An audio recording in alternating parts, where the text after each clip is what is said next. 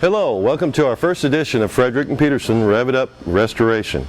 We're going to show you and explain the first steps of restoring this 1963 Ford Galaxie 500 convertible from start to finish. This car belongs to Mr. and Mrs. Calvin Dale of Brentwood, Tennessee. Along with their son, Jeff Dale, being involved in this project, they have given us their okay to start restoration. Through two teenagers in later years driving it back and forth from school, this old Galaxie 500 survived. That in itself is a miracle. At first sight, it might be a little overwhelming to some folks when you see faded, cracked, and just plain old paint falling off the car. The good news is that time has done some of the work for us. I'd much rather see the real shape of the paint and the metal underneath than have paint sprayed over bad bodywork. Plastic bags are always good to use when you have small parts and you want to keep track of them. And everybody on the planet has a cell phone or camera to take pictures with, so it makes good sense to take a few pictures so you know where everything goes back together, because someday you're going to have to put it back together. We hope this first edition of Frederick & Peterson Rev It Up Restoration will be informative. Stay tuned for a complete overview of this classic 1963 Galaxie 500 convertible. Now we're going to rev it up. Our next step is a complete overhaul of this 390 cubic inch engine. As you can see, we have removed the motor and transmission, and so now let's go over to our mechanics. Now that the motor is out, it's time to start disassembling it and finding out what is going to need to be replaced. Country here is going to try to get the exhaust manifold bolts out, and naturally, being over 40 years old, the bolts don't come out as easy as they used to when they were brand new. Country, how are you going to get these bolts out? Actually, what I'm going to do, Terry, is I'm going to heat them up. These things have been in all kinds of weather. We're going to heat them up. They're seized in there. We're going to heat them so they don't break when they come out, because we don't want to be drilling any bolts out. Like you said, this is a total restoration. We're going to completely redo this motor from crank to flywheel, top to bottom. We're going to try to stay as original as possible. We are going to replace bolts. Bolts get brittle, metal gets brittle. All the seals, pistons and everything look good so far. As far as we are, we're probably going to replace, rings, stuff like that, rod bearings, cam bearings, maybe even a cam. We do have some issues with this engine. We did find out it's running on one cylinder, so we just got to get a little deeper into it and see where we go from there. Can you show the folks what you pulled out of there on the table there? Yeah. What was in pretty bad disrepair? This here is a push rod on number 3 cylinder. It takes 2 push rods to run each cylinder. The reason why I know the cylinder is down, because this is your push rods right here. One's broken completely too. This one here is bent completely, almost in two. It's got a crack right here in the seam of it.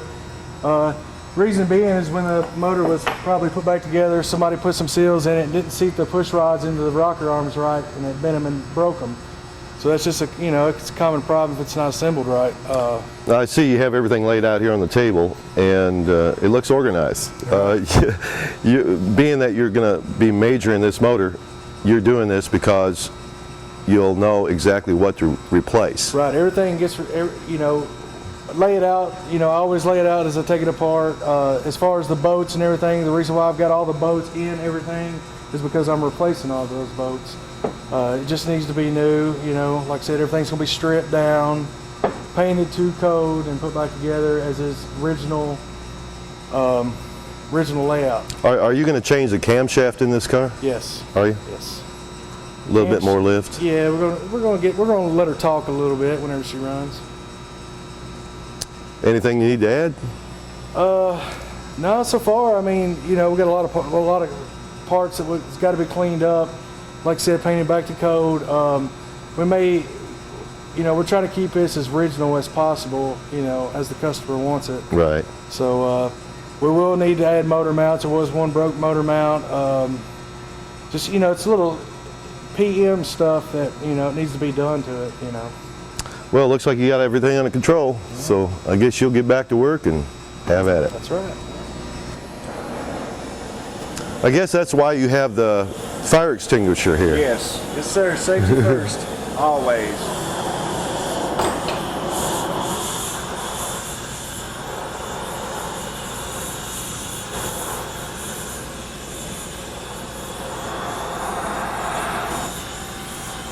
you're heating the outside You want to heat of the the outside of the house manifold. to, yeah, because heat actually makes metal expand. And it's, you know, unseizes it to boot. Jimmy, you want to go ahead and try to break this boat up for me?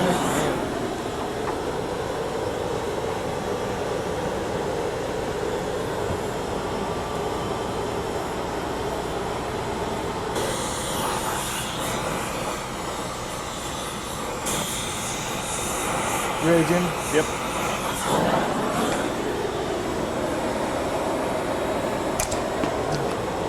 Wow, that was caught. It broke. Break. As you can see, some of them do break. Something you can't help. To get those out, country, can you tell the folks what you're going to do? We'll do a drill and tap. Probably go ahead and drill it out. Being the metal is almost like cast iron, we'd probably blow them out with a torch, or you know, just drill them and not even mess with the threads, because there's two different types of metal here. The manifold and the head metal is a hard metal compared to the bolt that's in it. So it's probably it's not going to be too bad to get it out. It's just something that happens.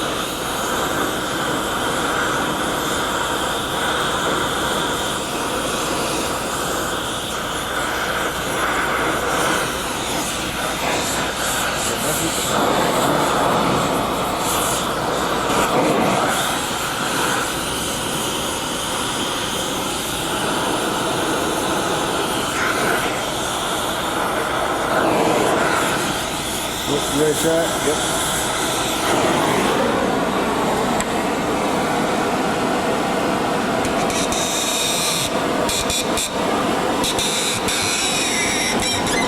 Looks like she's coming out.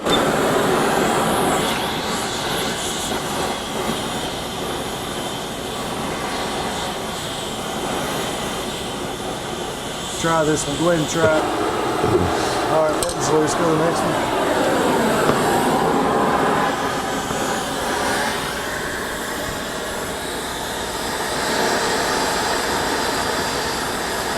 All right, go ahead. The bottom ones don't have much force on them. The top's loose and they usually come right out. Yeah, looks like they're going a lot easier than the top. Oh yeah. Well, usually when you get the pressure off the one side, Make it a little easier on the other, huh? Ready?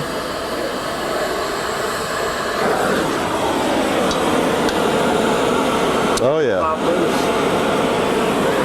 I might be able to get this one out.